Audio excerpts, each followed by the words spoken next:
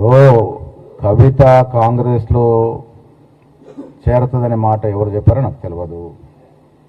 ఈ పంచాయతీ 10 ఏళ్ళు వారు యథేచ్ఛగా దోసుకున్న సొమ్ము పంచాయతీలా కనపడతా ఉంది.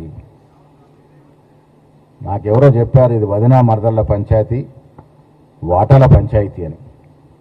ఆ వాటాలు వారు ఏదో ఒక సరైన టైంలో కేసీఆర్ గారు రంగంలో దిగి వాటాలు సరి చేస్తే పంచాయతీ అయిపోతుంది. దీంట్లో కాంగ్రెస్కి ఏం సంబంధము? ఇవాళ కాంగ్రెస్ పార్టీ ఈ రాష్ట్రంలో అధికారంలో ఉంది. బీజేపీ బీఆర్ఎస్ పార్టీ పని ఈ రాష్ట్రంలో అయిపోయింది.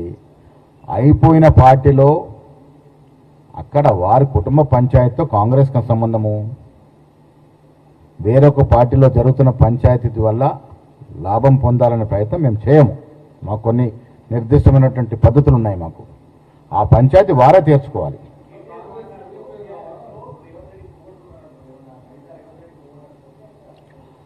ప్రతి పార్టీలో వేరొక పార్టీకి చిన్న చితకర కోవట్లు ఉంటారు, సహజంగా ఉంటారు. ఇప్పుడు కవిత చెప్తుంది ఏంది, ఆనాడు బీజేపీ పార్టీకి ముడుపులు ముట్టాయని చెప్తుంది కదా, రాజాసింగ్ చెప్తా ఉన్నాడు కదా, వాళ్ళంతా కోవట్లే కదా. ఇప్పుడు కాంగ్రెస్ పార్టీకి ఆ అవసరము లేదు. వేరొక పార్టీలో జరుగుతున్న పంచాయతీతో మాకు సంబంధం లేదు.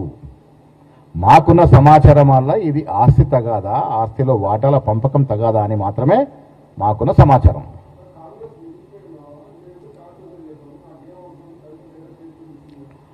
ఆవిడ కాంగ్రెస్లో చేరతానన్నది అసలు కవిత లెటర్ రాసింది ఎవరు తెలుసు, ఆ లెటర్ లీక్ చేసింది ఎవరు, ఒక పత్రికకి పార్టీ మారుతా ఉంది కాంగ్రెస్కు రాయబారం పెట్టిందని లీక్ ఇచ్చింది ఎవరు, ఇవన్నీ కూడా తెలియాలి. మాకేం సంబంధము?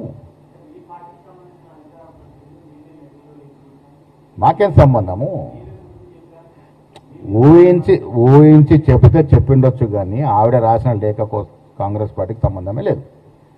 అసలు ఎక్కడ లీకేజ్ అయిందని వాళ్ళే చెప్పాలి. అయితే కవితనా లీక్ చేసి ఉండాలి. ఇప్పుడు లెటర్ రాసిన వాళ్ళని లీక్ చేయాలి, లెటర్ అందుకున్న వాళ్ళన లీక్ చేయాలి, లేక అందుకున్న ఆఫీస్ వాళ్ళని లీక్ చేయాలి. కాంగ్రెస్ పార్టీకి ఏం సంబంధం ఉంటుంది? అదే మరి ఎక్కడ లీకేజ్ అయి ఉంటుంది? కవిత ఎవరికో చెప్పుంటారు కదా, ఆ ఎవరో మా వాళ్ళకి చెప్పుంటారు. అదే మరి అమెరికాలో ఆమె బంధువులు ఆ బంధువులకి తెలిసిన వాళ్ళు మనకుండా ఉంటారు. ఎవరో ఒకరు ఎక్కడో ఒక చోట. ఇప్పుడు నేను ఒక లెటర్ రాస్తాను మా అధినాయకుడికి, అయితే నేనని లీక్ చేయాలి, ఆ నాయకుడిని లీక్ చేయాలి. మధ్యన ఎవరు లీక్ చేసే అవకాశం ఉంటుంది?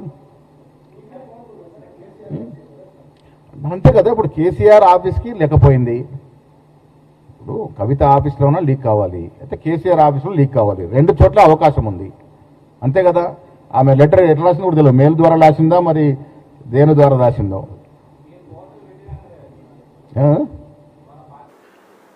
మునిగిపోతున్న నావ కాదు, మునిగిపోయిన నావా, అంతే కదా. మరి కాంగ్రెస్ ప్రభుత్వం అధికారంలోకి వచ్చినప్పుడు ప్రజలు చెదిరించి పార్లమెంట్లో 0 సీట్లు ఇచ్చారు కదా. ఇంకా అది మునిగిపోయిన నావనా లేక ఇంకా తేలుతున్న నావనా? ఆ మునిగిపోయిన నావాలున్న వస్తువుల కోసం పోరాటం జరుగుతూ ఉంటే మాకేం సంబంధం?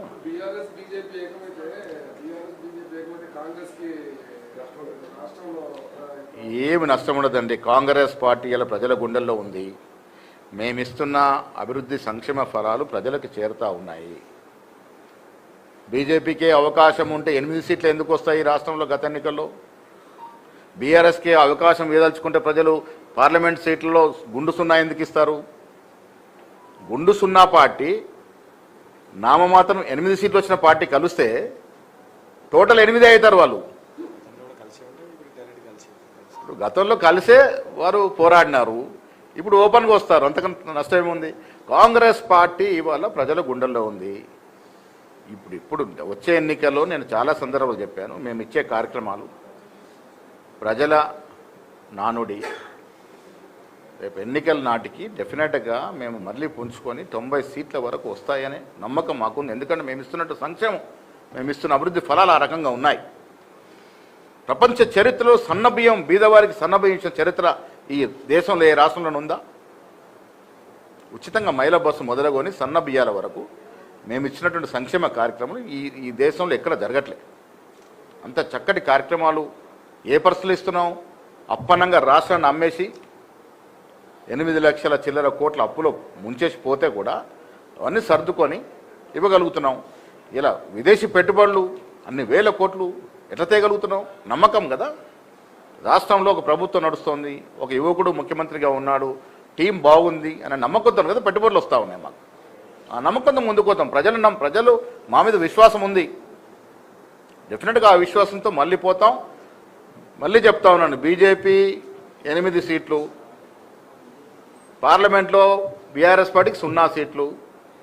వారిరువురు ఏకమైన విడిగా ఉన్నా మాకేం నష్టం లేదు. వారిరువురు ఏకమైన విడిగా ఉన్నా మాకేం నష్టం లేదు.